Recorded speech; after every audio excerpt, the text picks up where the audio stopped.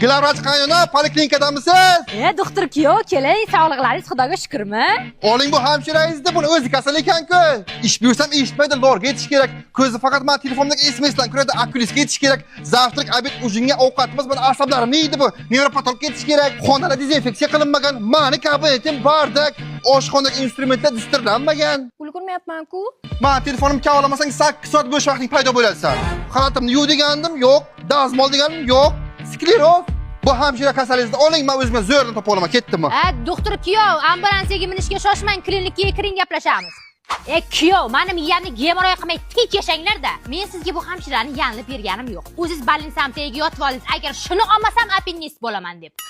Hamshirangiz kasalmish. Dorisini bering, tuzaladi. Telefon titkilar ekan. O'zingiz hamshiralarga ukol qilaymi deb yozgan SMS-laringiz chiqib qolganda bir paytda ana endi shubhalantiryapsiz. Siz xudam chiqadilar. Hojatxonani xlorlab qo'ying. Singiz chiqadi. Xonamni spirtlab artib qo'ying.